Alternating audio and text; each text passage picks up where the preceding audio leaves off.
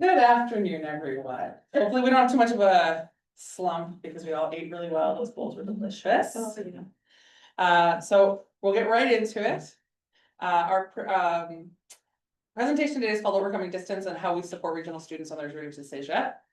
And before we get into too much of the information, because we don't have a ton of slides, I wanted to just introduce who we are a little bit, because it was a beautiful introduction, but I had to be kind of general. I am originally from Ontario. My husband was in the military, and that is how we found ourselves living in Saguenay-Lac-Saint-Jean in 2021. And my background is quite diverse because I'm more of a jack of all trades and a generalist than I am someone working in very specific sectors. My role with Eagle 02 when I joined the organization, I was the only employee. And in the last 5 years, we've managed to adopt a number of different funding pools that have helped support the region. And this particular program is something that's very near and dear to my heart, as it was one of the first pilot projects that I launched as a program coordinator. And I'll turn it over to Ashley now to give herself a little bit more information.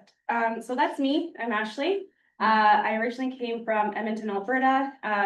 Former military spouse, so I did Edmonton over to Victoria, BC, and then found my way up into Saguenay. I do primarily work with the youth. I also do have a coordinator that is under me that works primarily with young families and seniors, which is really nice. So I get to touch everyone. Sorry, not that way. So sorry. I really like talking. My speaking in French is it's a work in progress, but I came to Saguenay in 2018, and I came to ECHO. Has it been almost 2 years now? Almost 2 years. Okay, cool. We're gonna get a cake. And I really like working with people. I like working with building connections and building community, and so that's what I get to do here. And I'm really excited to present this program to you guys. So we're going to go over the presentation roadmap and kind of give you guys kind of a very brief idea of what we're talking about. First and foremost, how many of you guys are familiar with Saguenay-Lac-Saint-Jean number-wise? Few people. Nice. So for the rest of you, this is going to be a little bit of a intro to who we are and what it's like up in Saguenay-Lac-Saint-Jean. Then we're going to talk about the situation with respect to the needs of the youth in the region. We spent how much running the program, the impact and the feedback, and then our plans for the future, challenges that we're encountering, and the where we would like to see this program evolve to. So regionally speaking, Saguenay-Lac-Saint-Jean is the second smallest population of Anglophones in the entire province of Quebec. And if you compare the 2016 to the 2021 census data, that is an increase of about 14.8%, which sounds really nice and big and large on paper, but it really only equates to about 400 people. What's really interesting, and I've recently learned this, is with CFB Bagotville, they are in the process of building new hangars because they have F-35 planes, and that is going to create a whole separate unit on the base, which means we're going to have an influx of about 200 to 300 new employees from the base being moved into the area. And if you're not aware, about 75% of the Air Force is Anglophone, because the majority of the bases for pilots are outside of Quebec. And so we are going to see another huge increase in our population. And I say huge because statistically it is very large, but on a larger scale, it just means that there's going to be more needs that are going to be arising because there's going to be a lot more Anglophones living in the area. Our situation is essentially, there's about, like I said, 2,150 English speakers. My math may not be 100% because unfortunately, because our region is so small, they don't go into the micro breakdowns necessarily of all of the age demographics. And so I've had to try and hand calculate this, and math is not my strong suit. So approximately 15.8% of 340 are children 0 to 14. So kids that are either the latter half of that are the Sec 1 and Sec 2 students. 1,455 or about 67% are that 15 to 64 range. And 355 or 16% are 65 and plus. So the majority of our population are that young, working, professional families and teenagers. What's really interesting when you look at the data in our region is that there's actually a lower educational attainment of individuals in our region compared to the Francophone cohort with respect to going to post-secondary education. And there isn't a defined reason that we've been able to locate that explains why this is happening. But I have some theories, and one of them is that there's limited access to educational resources in English in the region. We don't have any English CEGEPs. There are no English classes unless you wanted to learn English through the Centre linguistique in Jonquière. And so for a lot of people who maybe want to pursue post-secondary education, financially, it's not an option for them. Of our numbers, based on our calculations, about 204 youth are English speakers or identify as English speakers as per the last census that fall between that 15 to 24 age range, so high school, early CEGEP. And it is about a 1.1% decline since 2016, which again, I know statistically speaking, and when you look at a one, it's like, that's not a huge jump. But when you look at the numbers comparatively for small populations, even losing 50 people is a large chunk of our population.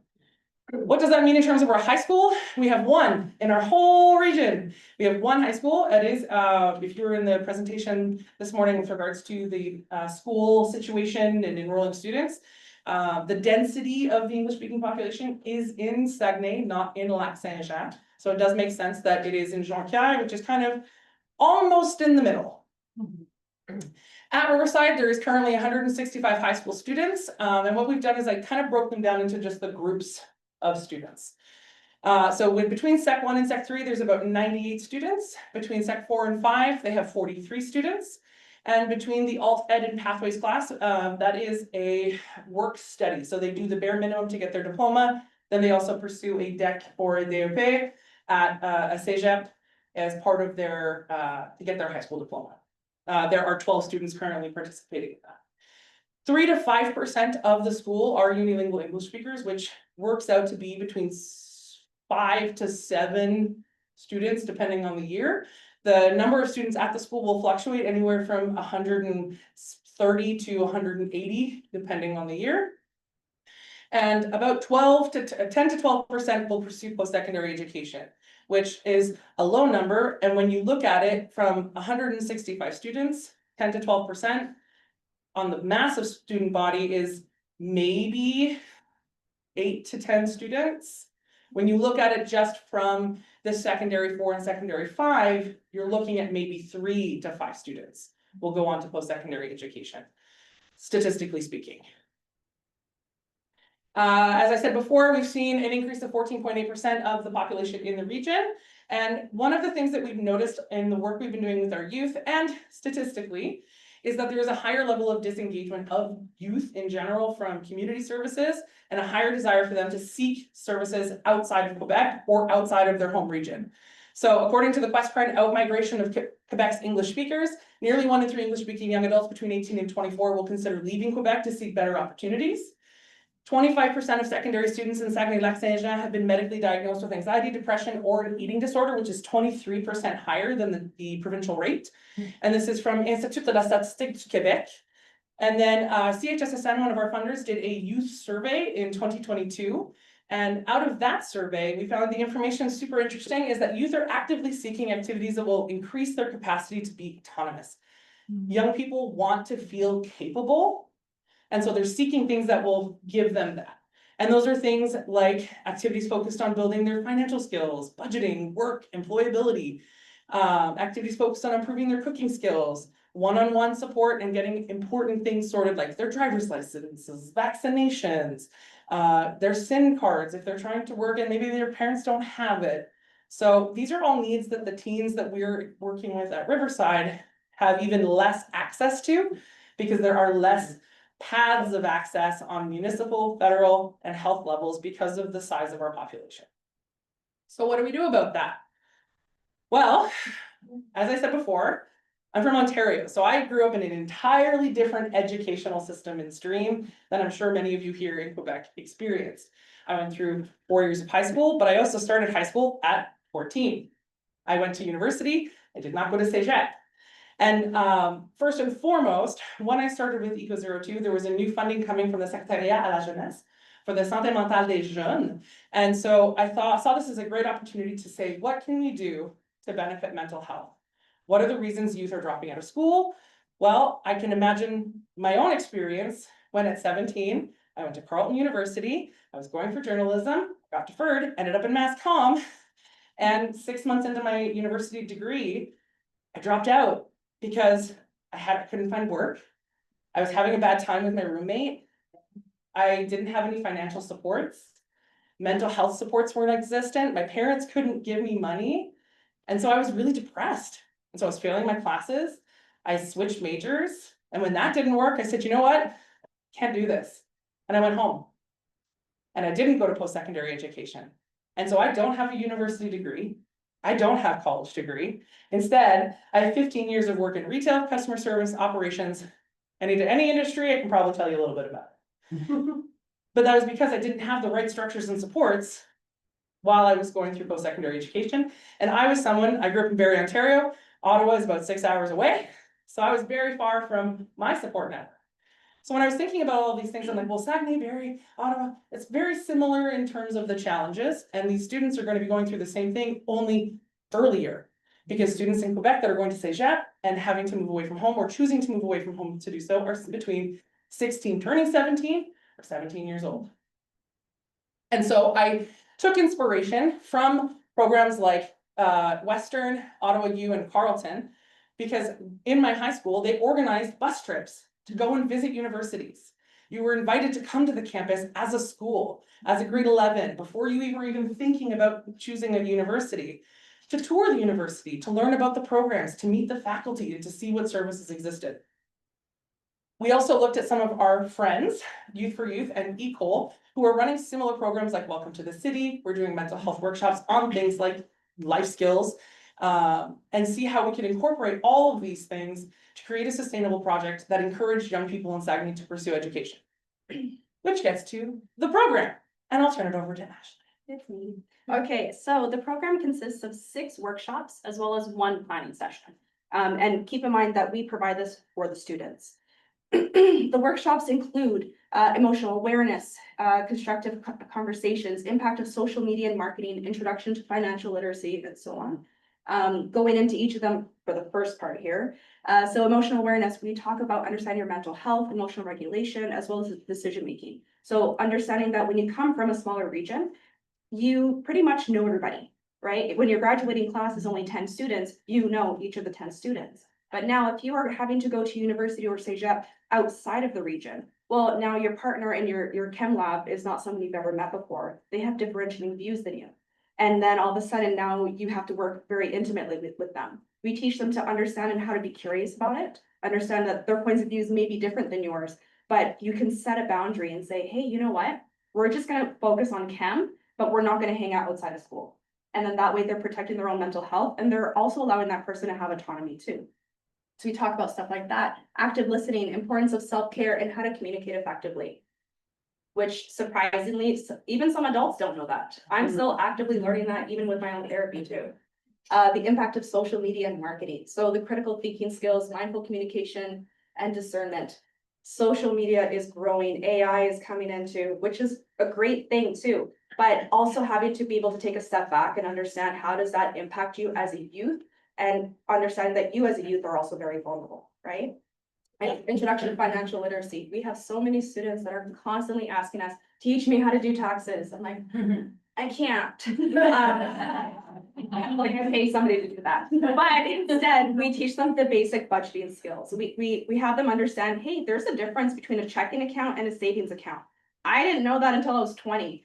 And I'm teaching this to kids that are as young as Sec 4. So this is very helpful for them because when they are leaving the region, they're probably going to have to get a job or they're going to get bursaries and having to understand, hey, how do I split up my money? How do I figure out, okay, I've been given $200 to go to the grocery store. I should not spend it all on Takis. I should figure out how to split this and make it last me for the week, right? So that's where that comes in, as well as basic banking and credit cards. Independent living, so interpersonal relationships like having a roommate or not having a roommate if you can afford it. Your rights and responsibilities as a tenant and apartment hunting, because I didn't learn that it is my landlord's responsibility to fix my dishwasher after it's been broken for 8 months. Yeah, so this is stuff that they also might not be able to know because maybe they come from a home where their parents have owned it. So they're the ones that fix it. Well, it's actually not it's not your responsibility, it's your landlord's responsibility. Kitchen fundamentals, so the basic kitchen skills, menu planning on a budget, exploring new foods. So like, we'll take them, for example, to go get a rotisserie chicken, and we're like, cool, this rotisserie chicken is gonna last you for X amount of meals. Like, oh, so we just have that with some bread? I mean, you could do that. You could also take half of it, including the bones, and make some chicken noodle soup. You can take this and you can add it to your ramen, like, cause they're gonna get ramen, you can't sell them for ramen, but how can you add value to it, right? Planning the trip, that's the fun part. That's where we say, okay, we are taking you guys to Quebec City and to Montreal. It's 4 days, 3 nights. You guys are the ones that are taking care of the planning. My job as your mentor, as I learned that word this morning, is to plan the CEGEP trips, plan the trips with the community, other community organizations that we introduce them to, but they're the ones that have to plan, how do we get there? How many bus passes do we need? Okay, cool. So we arrive Sunday night. Who's cooking dinner? What are we having for dinner? And that's kind of the fun part that we get all together and do together. Oh, and then the trip during spring break. Yeah. What was really cool when we were putting it together was, okay, so yeah, we're teaching them all of these skills, but then are they gonna go home and practice them with mom? Are they gonna be like, no, mom, please don't make me that delicious dinner. Let me cook for dinner. Maybe you might get 1 or 2, but in general, kids are gonna let mom and dad take care of them for as long as possible. And so when I thought about how do we introduce them to the CEGEP, well, we're gonna travel to the CEGEPs. Cool. Well, then how can we get them to learn what they're doing and put it hands-on? And so that was where the idea of we rent an Airbnb for the amount of students, and it's up to the students to make sure that everything gets done. And so it's really, really cool to watch them in the planning session, because they have to plan not only, okay, food, tickets for stuff, but also they have to plan 2 social activities for the group. And so everyone has to agree to it. It has to fit within the budget, and it has to be accessible and fair. And so it's really cool to watch them go through that process of trying to put it all together. Oh boy, money. Okay. So this is based off of our most recent workshop, which was not workshop, but the trip in March of this year. So this was when we actually also included Montreal in our trip. So this was our 2nd year running the program. The first year was with Brittney, and she did it just to Quebec City to kind of test it as a pilot.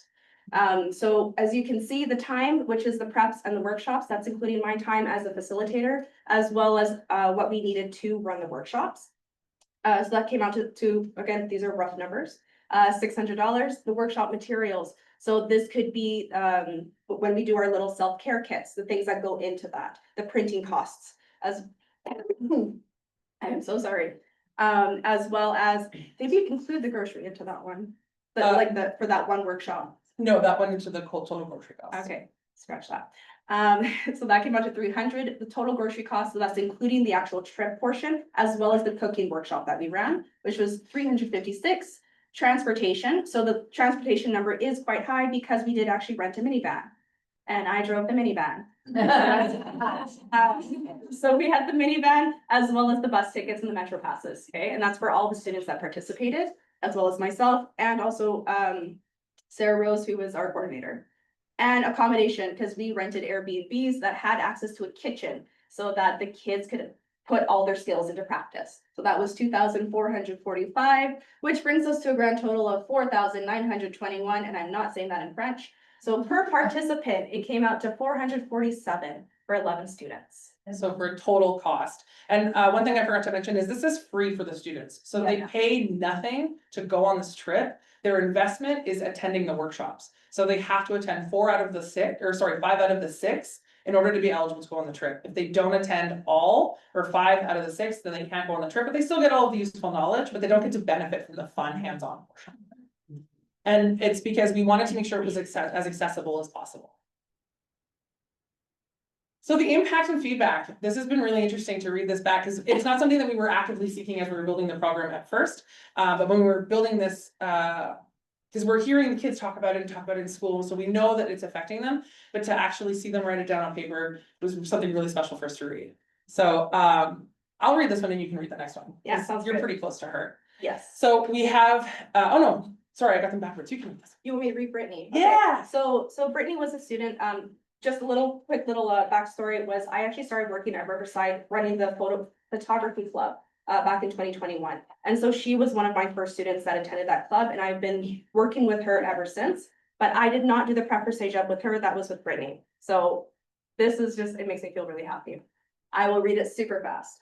The prep for CEGEP program was an experience that truly prepared me for life after high school. Before the trip, we attended the after-school sessions at Riverside Regional High School, where we learned about independence, responsibility, and the real challenges of living on our own.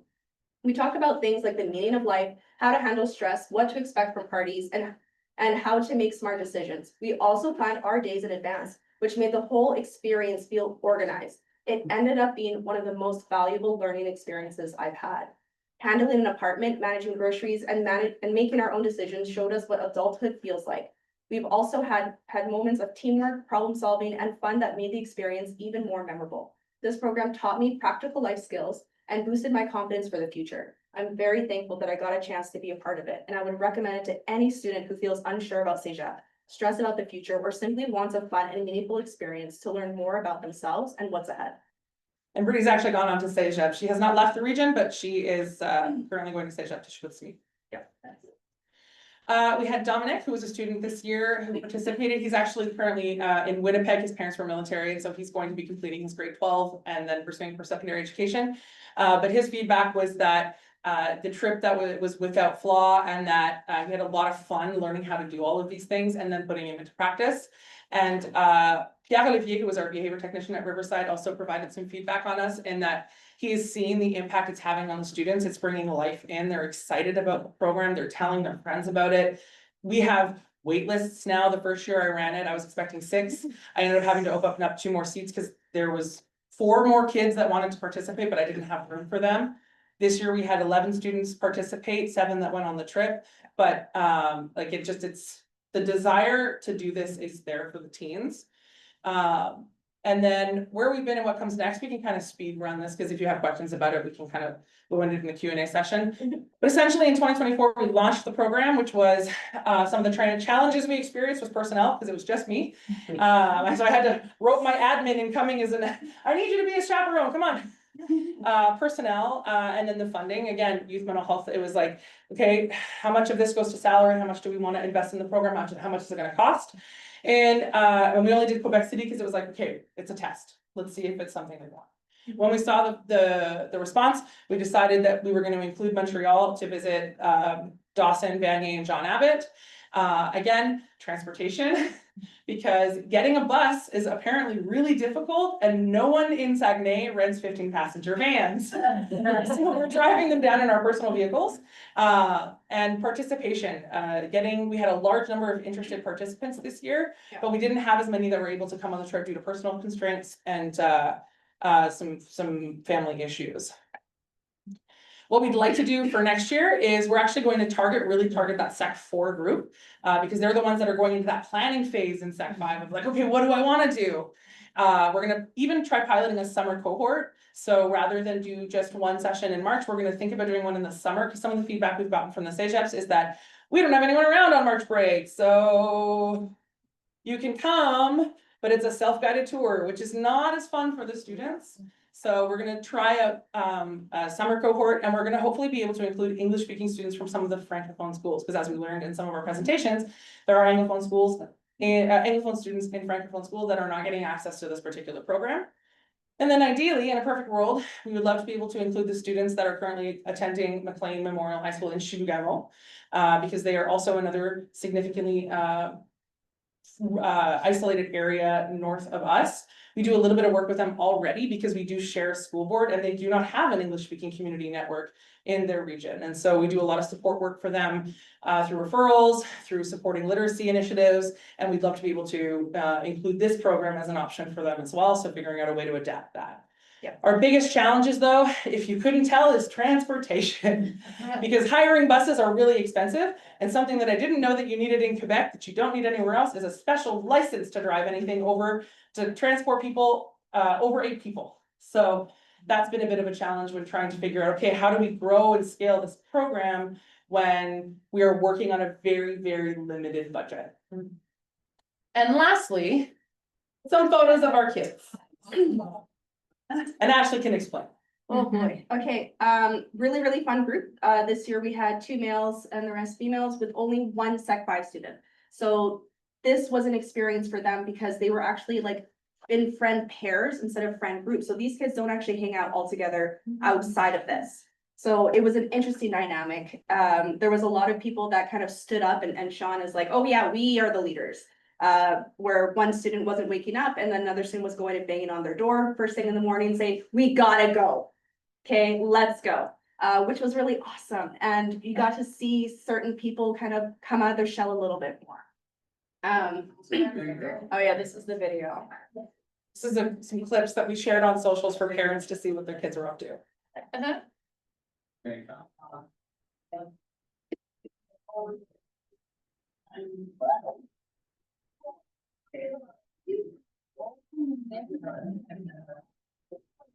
Right there.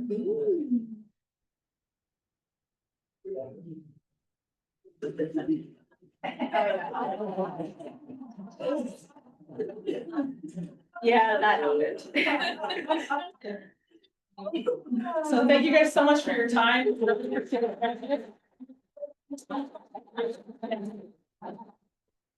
Thank you.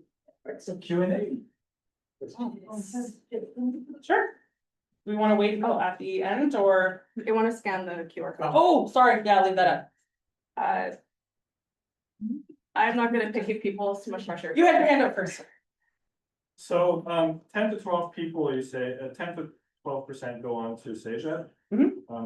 First question is, how many of those, how does that compare to what's going on in the Francophone system in CEDEC?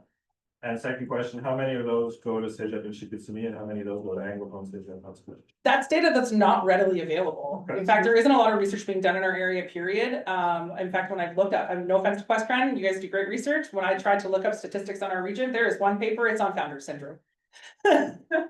So finding any research outside of Stats Canada with respect to employment, with respect to education is very, very limited because it's almost considered non-negligible in a lot of the large scale data that comes from Stats Can. So we're not able to find any. I don't know how to access the Stats Can research to be able to request it the 6 to 8 to 12 months in advance that you have to be able to get this information as well.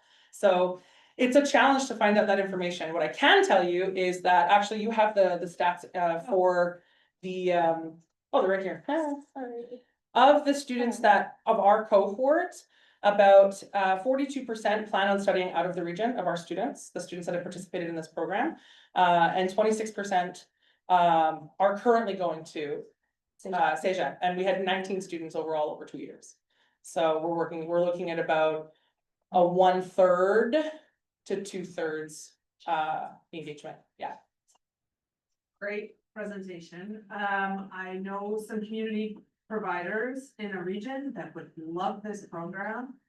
Do you guys by chance have like, would you be interested or not interested? I can't speak for them, but like packaging that information, like a toolkit so that, or like work with them to. It's 100% something that we are willing to offer. We've even shared our workshops with other networks that have said, hey, we love that. Yeah. Can you send us what your workshop topics are and what those look like so that we can either model them to fit the needs of our particular students or use them just as is 100%. That we're part of a network of organizations that do this and we just fully believe in sharing tools at no cost. So, Amazing. Okay. yeah, Adrian. I was wondering what kind of questions the youth were asking when they went to the CEGEP, like on the CEGEP tours. Were you able to hear what questions they were asking? I was, a lot of them were asking, okay, what are the acceptance rates for people that speak English? What are the minimums that I need for my marks, which was really helpful for the Sec 4 students having to understand, okay, I really need to push on my math or I have to improve on this. Some of them, we had 2 students who were in my year that were set, they're not going to CEGEP. But then they were the ones asking the most questions, and they're the ones that are now have changed their school year so that they can go to CEGEP. And one of them is actively trying to get into, well, she will be actively trying to get into Dawson because of their art program. So she connected really well with the art teacher, and she actually like kind of snooped on in and was like, oh, I could do that. I'm like, yeah, you can, let's go. So those are some of them. Well, sure. Andrew, and then sorry, not familiar with, so you can go ahead first, Andrew, but then, I have a question, what's your relationship like with the school board and trying to grow this to get more than 10 kids to go for you're getting a bus, maybe from the school to help you do that? funding. Where does the funding come from? Who do we ask for the funding? That's a hard thing. We can't go directly to the school board to get the money from the school board. We have to go through the schools. We have a great relationship with the school, but the schools are also undertaxed. So Riverside is one of the smaller schools in this USB network. It's not the smallest, but it is one of the smaller ones. It needs so much more than just a breakfast nation program. It needs accessibility supports. If a student has a wheelchair or mobility disabilities, there's too many stairs. There's no way they can attend that school. It needs renovations. It needs updates like classroom sizes. And so they don't even have a library. They share the library with the elementary school across the street. They share a gym with the school across the street. So they need so much more than just this type of program. So that's where it's been really beneficial to work with them. So we not only do we run this program with the school, but the school invites us in, we give them a list of workshops that we can offer to the students, and they'll invite us in. Hey, can you do your financial literacy activity with my Sec 3s? Hey, can you come in and do your critical thinking workshop with my Sec 2s? And so we spend a lot of time cultivating that relationship with them over the last few years. And that work is also paid off on the other end too, because the students are now starting to get invested in us as an organization. This spring, we launched youth drop-in nights for the first time. Our very first night, we had 18 to 20 kids show up. Yeah. And then, And consistently, we have 15 to 20 kids show up every other Friday. Yeah. For program. and then when school actually ended the very next day, they showed up at 8:30 before we opened and stayed all day. For the summer break. Yeah, so we know all the music to K-pop Demon Hunters. So it's really been beneficial on not just our end to engage more with the youth, but getting their trust, but also from the school perspective, their students are getting valuable information that their staff don't have the time to deliver or is not part of the regular curriculum that these kids are gonna need if they wanna go to school in English, period. Yeah. So, yeah, and then at the back. My question is, Ashley was talking about the questions they were asking. It made me wonder about the demographics of the students that you had. How many of them were first generation post-secondary or potential first generation post-secondary? It's not a question that we ask them when we ask them to register, but we're learning what data we should begin collecting because it's such a new program. But the level of success that we saw, we thought this is something that a lot of other regions could potentially benefit from. And that maybe CEGEPs, if there's anyone from the CEGEPs, reaching out to these regions and doing a little bit more recruitment and involvement and getting to know the regions and the students in the regions, could potentially also help encourage this educational attainment for Anglophone students that want to pursue their education in English. And What funding are you getting from which sources? You mentioned the school or? so this whole program is funded uniquely with youth mental health. With all of our youth mental health funding that we get from CHSSN through the Secrétariat à la jeunesse. And the reason for that is because we see this as a holistic view of whole mental health. If a student has to move away from home at 17 years old, move into an apartment, not a dorm, because a lot of these places in urban centers don't have dormitories. So they're having to live independently outside of even their own university. And then having to figure out, okay, I have class, I have to work, and then where do I go if I'm struggling mentally? What are the resources available to me? I can't just call mom to come and pick me up because, I'm having a bad day. How do I manage all of that? Well, that's gonna lead to décrochement scolaire, leaving school, possibly returning home or potentially staying in the city, but just in general, they're not pursuing post-secondary education because their mental health struggle they're having with their mental health and maintaining that balance becomes really hard, which is why we justify it under that particular funding pocket. But we do get funding from the Secretariat, we have funding from McGill, we get a lot of money from CHSSN and Health Canada to do health promotion, prevention, and programming in those domains as well. Any other questions? Well, it wasn't even a question, sorry, it was just to think about, hey. So we do the same program as well, but we actually fund ours under PCH, under Canadian Heritage, because part of it is like vitality of the regions, because we're also regionally based. And as well with the McGill. You're lucky though, you have core funding, we don't. We do have core funding. Yeah, so that. One day, okay, one day PCH. No, we'll see. But honestly, it's been a joy. And actually, we were very grateful, like I said, when we first got this funding to travel to Rawdon and meet with the coordinator who was running the mental health workshops that were kind of the precursor to the Welcome to the City program, because that was a huge inspiration in how we decided to model our programs. Sure. Did you have your hand up? Yes, but I will pick at it. Go ahead. Thanks. I would be really happy, I work for a member of parliament, I work for Anthony Housefather. I would be really happy to sit down with you guys and do research with the Library of Parliament to see what kind of funding that you guys can get. I grew up in a region and I moved to Montreal when I was 17, and like everything that you're describing, it's so real and it's so true, and like just not even wanting to go to class because your roommate like didn't do her dishes and like you're ready to punch her, and like nobody else, and everybody else like lives with mom and dad and like someone made them food and like clean their house, and you're like, you do not understand the struggle that I'm going through right now. And so anything that we could really do at a federal level, I'd be really happy to sit down with you guys and go through like any funding opportunities. That'd be fantastic. Thank you very much. Yeah. Sounds like Shark Tank. I know. Look at it. Give me all your money. No. Adrian, you have one other thing? You can go ahead and get it if you have a question.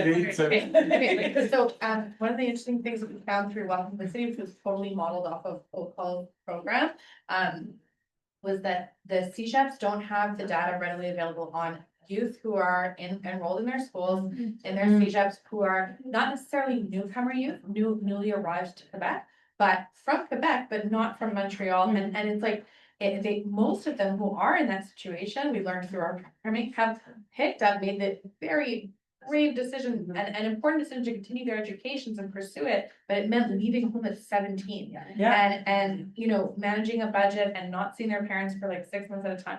And the CEGEPs don't have any idea how many kids there are that are in that situation in their school. We found it really hard to try and extract that data from the CEGEP, and we weren't actually successful. It wasn't forthcoming, so they weren't forthcoming with it, and I'm not saying there's any malice in that. No, I don't maybe the think data they doesn't see it. exist. Exactly. Maybe the data doesn't So- exist, and that's one of the Anyway, issues that regions To experience. help with that as well, that could be really interesting information for our community and justify more programming like this across the province. Yeah. It's super important, so anyway, fabulous, yeah. And I guess this will be the last question, because I don't want to cut into Caroline's presentation either, because I think that is really important as well, so. We still have time. We still have some time, okay, I don't wanna. Well, maybe one little comment, from what you said, is, what I hear more and more in colleges is a reference to law 25, not to get data. But I think I read the law, and the law says that we should not share information with outside partners, but within the organization, we can share, but the college don't even share information with its teachers. So it doesn't collect information, and so this whole thing should be, I think, read by colleges more accurately. I don't know, but they're too tough on data protection. Fair enough, It's a fair enough, personal. yeah, very interesting, yeah.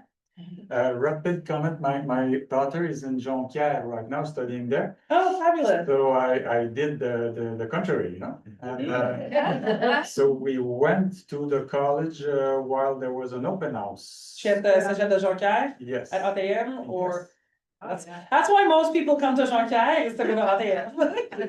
I mean, It's the École supérieure audio technique, no, art technique and music. Yeah. working TV stations and stuff like that. And so you said something about the week, the reading week during that. Oh, the this- spring break. March the spring break, yeah. that disappeared in the colleges. It's true, but we have open houses, open doors and stuff Yes, like that. but imagine trying to wrangle and coordinate enough kids when parents are off and getting them to come down, and so it's, and they're often, come down on Thursday night at 6 PM. You know, or, you know, Saturday.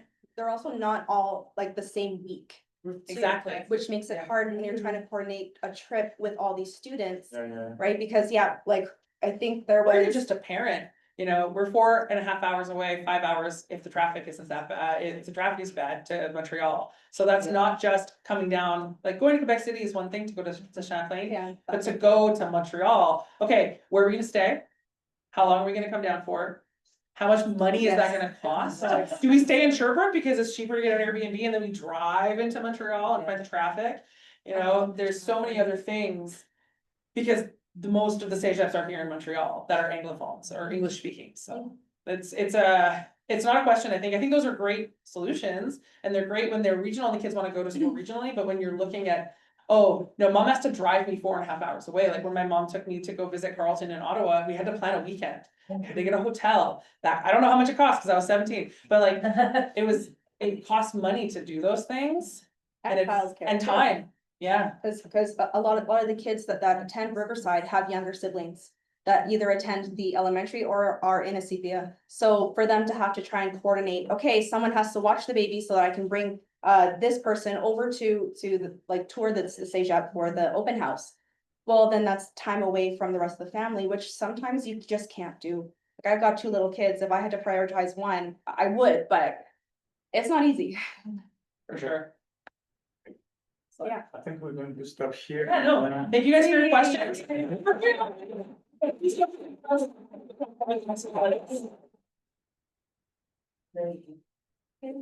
I'll try and close this. Oh, yeah. The hell.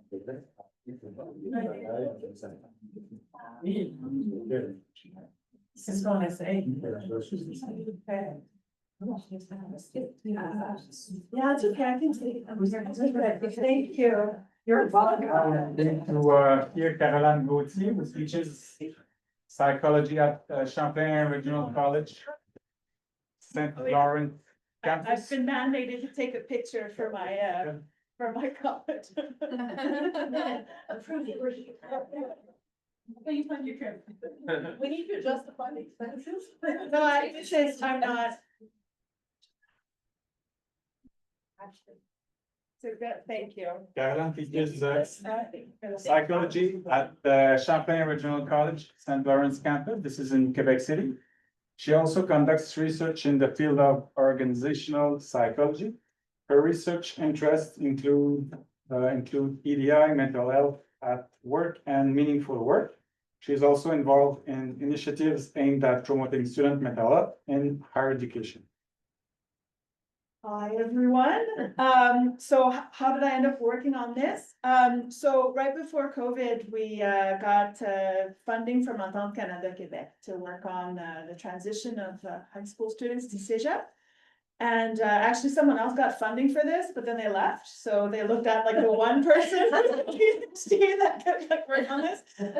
Anyway, so I was happy to, long story short, I'm a military brat and I went to college here. So even though I didn't, I wasn't in the English school system. I don't know if, well, that's not true. I actually did part of elementary school in English. That was in Montreal. Anyway, long story short, these were like my friends and the people that I went to school to. And these were now like my students. And so I'm going to try to talk about it as an objective observer, but you'll understand that there's also some personal interest here. So traditional outline, okay, I'm gonna spare you the reading of the PowerPoint. So some of this stuff is in French. I just kind of took images that already existed, but long story short, when we're looking at context, when we're looking at Anglophones and Francophones within our college, so at CEGEP, St. Lawrence, about 1/4 to 1/3 of our students come from the English high schools. And we accept them, pretty much all of them. So it's always been like they're the priority. And then we kind of fill up the rest with the Francophones who have higher grades in high school and have to kind of are selected in. So we do find that generally speaking, the Anglophones at our school have high school averages that are similar to the rest of, Francophone CEGEPs, but there's a gap between the Francophones that are admitted and the Anglophones that are admitted. Just because of the selection process. And we also know that just after 1 semester, the Anglophones do not have a success rate that's as high as our Francophones, but it's also even lower than like the provincial average. So, first semester, first year is really important for these youths. And what maybe a contextual factor, we mostly offer pre-university programs. If they're interested in a technical program, it's Montreal. right? So, there's kind of a limit to what they can actually study, and, I know that some of these students, they end up going to another CEGEP, but we don't really track like what they do when they leave, so just don't be too alarmed, but for us, like, it's an Anglophone CEGEP, and we're losing our Anglophones, right? So that's just preoccupation there. And same thing, so just generally speaking, up to the third semester, the perseverance is lower for Anglophones. So in this kind of context, we wanted to know, how are they adapting? How are they doing? And try to understand what some of their strengths are, what some of their challenges are. And, what can we do to change how we work with these youths to try to kind of help them, keep them in some. So because I didn't submit the funding, I just got the funding. The term that we got funding for was really adaptation to college. So I snooped around the literature and I found that there's an adjustment to college questionnaire that exists, and it's used by people like Simon Larose at Université Laval. So I figure if he uses it, I can use it. But like, to make a long story short, this is a questionnaire that's validated, that's used, all over the Anglophone world, but also in Francophone higher education as well. And broadly speaking, because we were looking at academic success in a very quantitative way, well, we were looking at different indicators like average grades, number of classes passed, but the brunt of the project that I did was really the adaptation to college questionnaire, and some kind of open-ended questions as well, and some other little questions. I wanted to test some preconceived notions that we have around college that have been around for like at least 20 years by kind of asking the students directly. So that was my little bit that I wanted to add. I don't want to spend too much time on this, but I talked to some folks. I talked to some folks at the high schools in the region. I talked to professionals and staff at my own college. I did a brief literature review, and I definitely found some stuff on minority language education in higher ed, but it was mostly like Francophones in the rest of Canada as opposed to Anglophones in Quebec. I found some stuff in Montreal, like there's some great stuff that was produced at John Abbott, Dawson, I think. But being an Anglophone in Montreal is not the same as being an Anglophone in Quebec City. Okay, so I found one or two things like about Francophones and Anglophone CEGEPs, so there's really not much going on here. So I thought, okay, I'll do the lit review, add a few questions, look at some factors. So I did ask some sociodemographic questions that tend to be associated with higher education success rates. I surveyed St. Lawrence students using the questionnaire, added questions. And we also actually we sent a survey to the high school students in the high schools.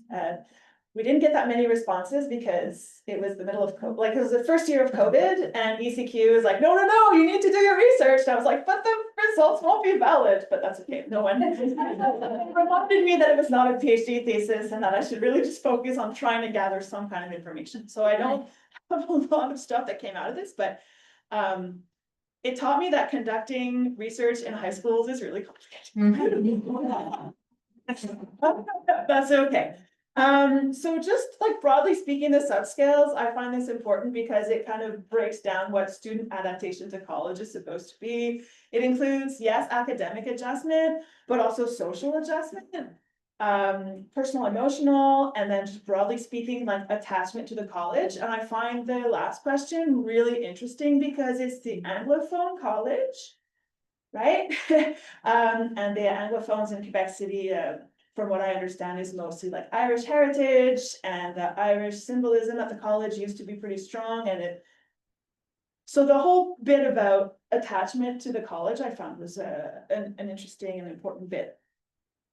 I asked them stuff too about like, why are you attending college? What are some of your academic habits? What are your perceptions about college? How prepared do you feel? And all that kind of stems from the general ideas, perceptions, preconceptions that people had about the Anglophones and the Francophones at St. Lawrence. Ideas which have, again, been around for at least 20 years. So kind of trying to figure out, is it actually because this, or is that just a myth that's circulating?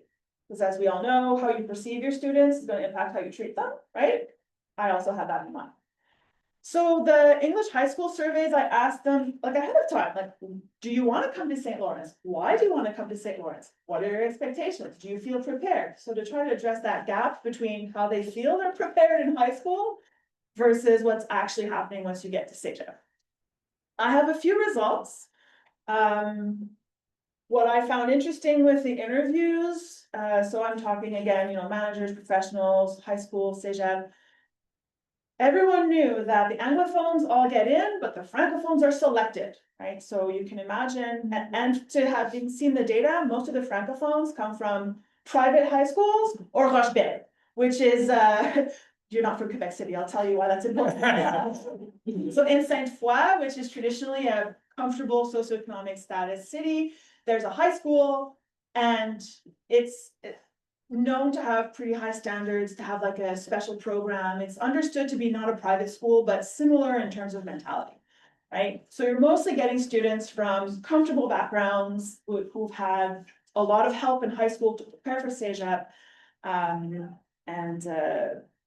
Yeah, so you really have these two categories of students, and that's how teachers talk about it. That's how students talked about it when I was a student there. It's the sense that it's the thing that everyone says, you know, but doesn't necessarily get dealt with in an official way. If we think back to the first slide, the Anglophone students we have are average students. If you were to look at an average CEGEP in Quebec, these are the students they have. But for us at St. Lawrence, when you compare them to the 70% who are strong, bright, motivated, they want to go to med school, there's a gap and there's a perception that, oh, these kids, right, they're not cared, they're not serious, they're not prepared. And so instead of being treated like average students, negative stereotypes. There's also the notion that, oh, the Anglophones think it's going to be easy in CEGEP because they speak English. And then they hit a wall because actually their written English is not that strong. And so there really is kind of the Anglophones hanging out together. And from my perception, it's gotten worse since Law 14 because we have now officially created two categories of students, I suggest. The ones who can take certain classes in English and the rest that have to take them in French. And now I'm speaking as a psychology teacher who has these kids in her classroom and is having a really hard time with math. Anyway, we actually have, like, our registrar has the data of the high schools that these students came from, and that's where I learned about like all the Francophones coming from the schools they come from. That's where I learned about schools like Riverside. Like me as a CEGEP teacher, I didn't even realize that we had kids from, you know, really far coming to our classrooms, and we need to, you know, maybe help them in different ways. So just long story short, this is also when I realized that you can speak French at home and go to an English high school, and you can speak English at home and go to a French high school, and it's just like, just figuring out who's what and what exactly category to put them in. This was news to me, but I realized this morning that it's not news to any of you, so I'm just gonna move on.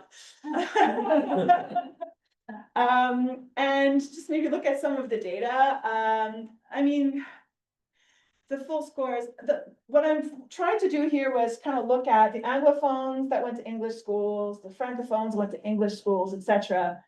So I'm kind of looking at the folks who identify as Anglophone, and I'm comparing them to the folks who identify as Francophone. And what we find is that generally speaking, the Anglophones do have slightly lower adaptation to college results. Some of these are not quite statistically significant, but it's a really small sample, and I'm a qualitative researcher, so it may or may not be significant. But what I find that the one subscale that was significant was the one about attachment to the institution, and the Anglophones feel less attached to their Anglophone college than the Francophones do. And in speaking with some folks about it, one of the hypotheses or one of the ideas that have been suggested to me was that the Francophones have to work really hard to get into St. Lawrence. And there's actually a misunderstanding, and even in Quebec City, people think St. Lawrence is a private school because you can't apply the same way as you do to the Francophone CEGEPs. So there's this pervasive idea that, St. Lawrence is private.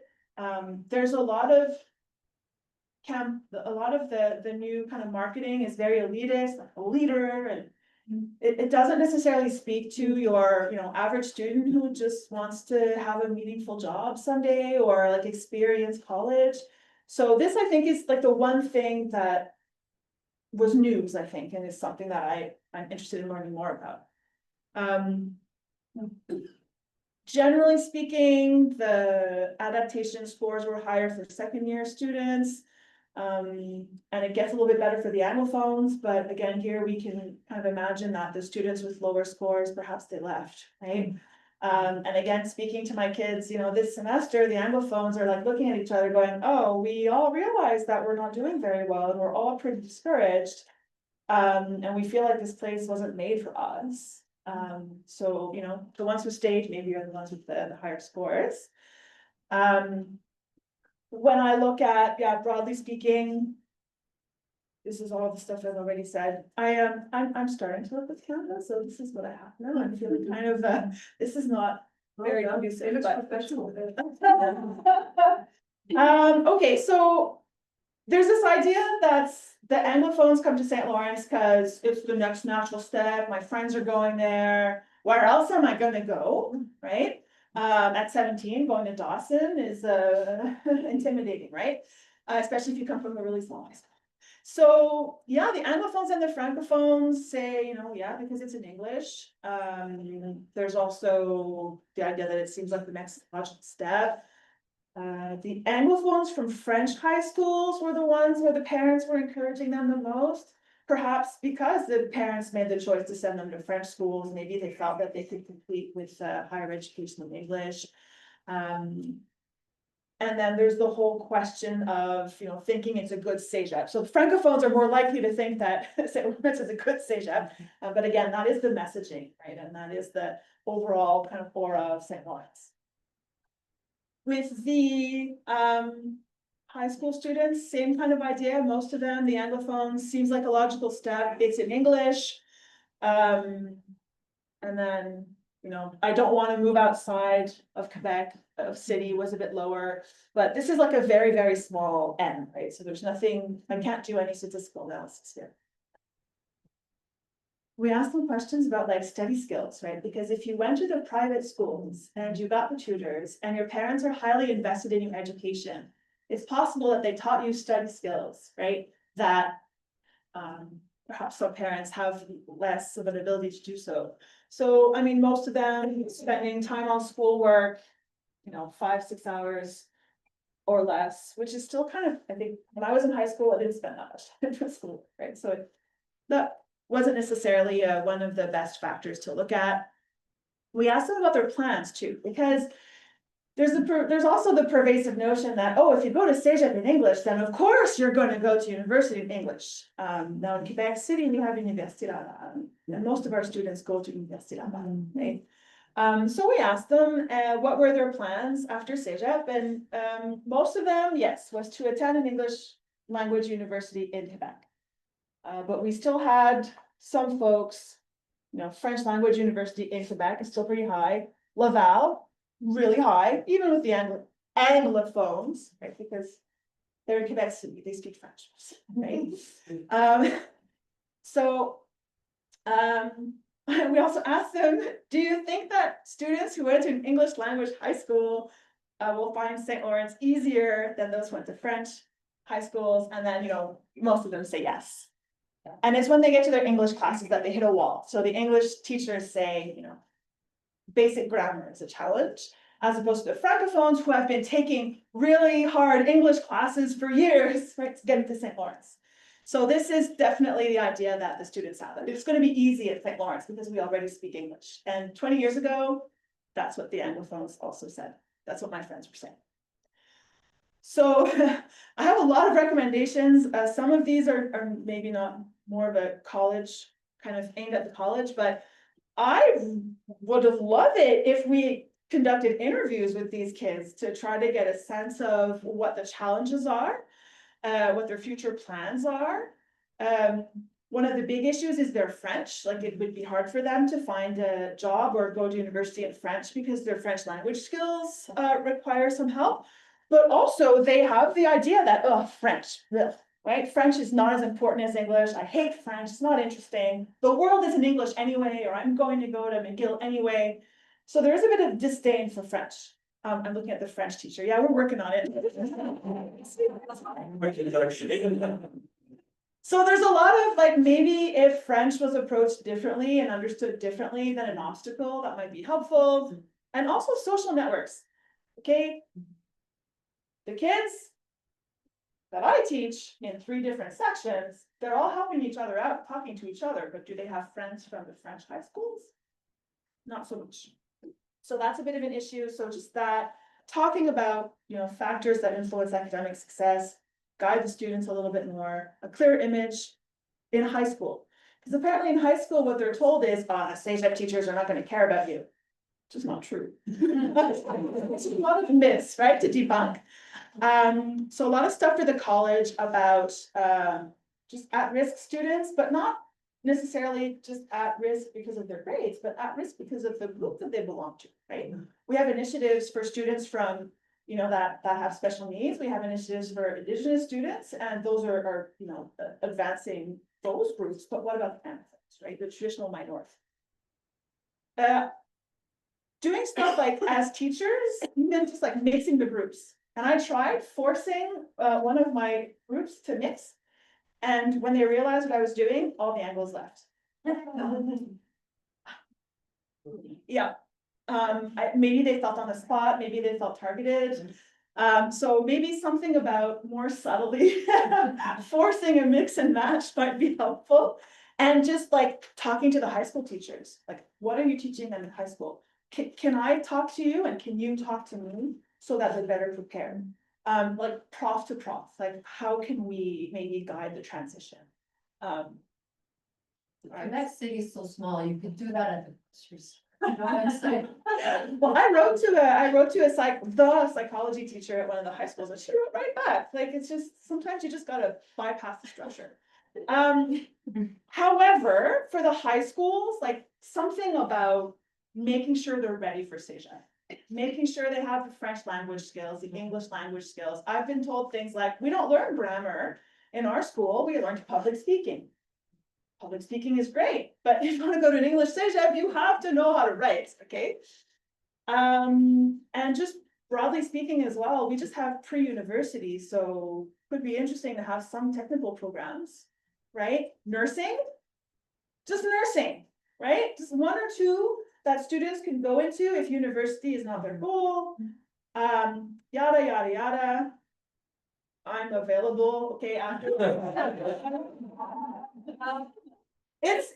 I tried sending this to a non-scholarly journal. It was rejected. The methodology is not great. Obviously, it's one cohort, it's COVID, you know, I understand all of that. There's no comparison groups, maybe we can't generalize. But you know, if I can get more funding, I would love to do something better. But even just working on the sense of belonging, right? Looking at, you know, maybe students from Quebec and the students from other regions as well. And all of this stuff, right? Obviously, which we can talk about some more. But I'm thinking like every year we can apply for ECQ funding, right? So this is throwing it out there that this might be some future ideas. So I went over. I'm sorry. I'm one of those people. Thank you. So we can have a couple of questions. I'll let you handle. Oh, I didn't know. Can I just go this way? You provided a lot of recommendations. Is the school moving on any of that? No. Okay, okay. That's too bad. They sound like really good recommendation. It also, is it possible also that there's something about the selection process that can be changed, like if they're selecting? But what's the deal with selecting the kids in French high schools with the highest grade? What's the deal with that? So there's a lot of demand to get into CEGEP class. Yeah. So like okay. any other CEGEP, that's, yeah. That's it, it's just the logic of highest grades and highest grades in English. But the highest grades in English are producing less capable students than the highest grades in French. No, our francophones have better English scores. Better English scores. Yeah, so they come in with like an average of 85 in high school plus like A's in English. Okay, And they're the ones that are selected in. okay, because the way I misunderstood, because the way it sounded was like, I mean, I get it, I have a couple of average students at home myself. You were saying that there were like some average, there's kind of an averageness about the kids who are coming from English high schools. They're what you would expect coming out of high Yeah. school, whereas the kids that are coming in there francophone to the CEGEP are above that. Okay, all right. Thank you, interesting. Yes. I get that. Question about identity. I'm from Quebec City. I grew up there. I went to St. Lawrence. So I'm curious as to how you got students to identify as like Anglophone students to identify as Anglophone and Francophone. Like 95% of the people I went to school with would identify. I didn't. Kindly, you know? Well, so they answered the survey through Omnibox, which is our college or structure thing. Yeah. And with that, I was able to get the Excel data of the schools they went to, so I knew what school they went to. Anglo-Franco, and then I asked them their mother tongue, like the language they speak at home, like their first language. And they couldn't choose two? No, maybe I should have let them do that. Well, I don't know. I'm surprised they chose one. Oh, yeah. You and then you, yeah. Or there was someone here and there was someone here. So it was you and is there someone here? No, I can move on. Okay, go ahead, sorry. So thank you, this is really interesting, and I understanding that there are limitations with the, the data sample and understanding that. Where else have you shared this? Because I think this is actually really compelling.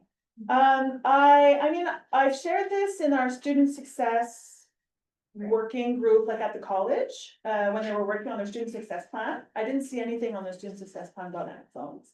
Then I wrote something for Pédagogie Collégiale, where they have a specific subset for research that might be useful and translatable pedagogically. They gave me some really great feedback that I could have integrated and resubmitted, but they decided that the methodology was not strong enough and that they were rejecting the paper. So, I mean, that's, and I presented at intercollegiate PED days. So the Anglophone colleges, they get together and have 2-3 days where these like workshops surrounding pedagogy. So I had folks more like registrar's office and support professionals in like other colleges that were able to hear this. But I mean, I'm open to exploring other options. I'm not sure what those would be. Can I just one Yes. question? Because understanding Champlain's sort of structure in constituent colleges, you share this with Champlain St. Lawrence. Yes. Was it shared with the broader Champlain? Well, I mean, indirectly through the intercollegiate PED days, but I admit that because like pedagogy has been decentralized to our CEGEP, I hadn't really thought of like officially exporting it or sending it to the other colleges. I mean, I imagine that maybe Lennoxville, like they're a small college, they're Sherbrooke, maybe there's some stuff to do there. Thank you. With regards to the attachment, because that's something I find really, really interesting, because again, I didn't experience the Quebec education system, and so like my attachment to my high school, even though I hated high school, was super big, like school culture. Yes. Outside of Quebec seems Yes. super high, like I Yes. remember my high school, there was spirit days, people are dressing up and like, the attachment to your school was huge, and that's part of one of the big selling features when you're looking at universities, like Western's logo. The logo for Western University has the horse. It's like the Mustangs, and it's like there's this iconography that's attached to these schools that students attach to. Is there something that that came out of that data that indicated what could maybe, you mentioned that the Irish heritage and Yeah, I don't know about the data, but I can speak from experience that the high school culture is strong. Because there's a little rivalry in Quebec City between QHS and St. Pat's, and they come in with their hoodies and they're like really strong. Yeah, the high school culture is strong, and then there's the 2-3 kids from DDO, which is the high school on the base. So you can tell that they have those strong identities coming in, but then they come to the college and like, all they hear is French, you know, in the hallways, and in their classroom, they're a minority. And they have this messaging about leaders and stuff like that, that isn't necessarily conducive to that kind of attachment. And everything that's green and everything that's Irish was disappeared. Like 1 year, they decided to redo their branding and the green left and anything Irish kind of left. And you know, this is a broader issue that can be discussed elsewhere, but that community feeling has been kind of eroded in the past years, and I wonder if that's something that is in parallel here. Well, because like, it seems here, and this is, you know, my personal observations, it seems like schools in Quebec are like, okay, cool, yeah, you can come here if that's what you really want, but like, we don't want you necessarily. Like, my own husband, who's from Abitibi, he went to Matane for his CEGEP. And I said, why did you go to Matane of all places? Apparently my ancestors are saying so. Like, I'm like, why did you go to Matane of all places? You went from Abitibi to Matane. And he's like, Matane was the only place that treated me like a person. And not like I was filling up quota. And my husband's 40, so this is going back 20 some odd years now. He said Matane was the only place that treated me like they wanted me as a person to attend their school and not fill up a number on their checkbox of regional students or whatever. And so I don't know if that's something that's maybe, and again, for people who are at the CEGEPs, that's something to maybe kind of explore as a network with regards to how are you reaching out to these kids, not just within your own cities, but regionally, and saying like, no, we want you to come here. We have a desire to teach you. We want to be a part of your life and a part of your history and your legacy. Like if we even go further and look at United States schools that like alumni and like ALU people, you know, Longhorns, and like they're not even Ivy League schools, like just the attachment to your educational institution can have super long lasting effects, not in terms of employability, networking capacities, and things that will help them be more successful later on in life. And I think that maybe CEGEPs, that should be a question that they're asking themselves. How are we selling ourselves to our students versus having to force our students to sell themselves to us? Yeah. We're on. That note, I think they are speaking to us. Yeah, so what is the project to fix the lighting in? Yeah, because we started late, so we still have 3 minutes, but if you just want to talk in front of me, I'm happy to. I did have a question. Thank you so much. Yeah, thank you for.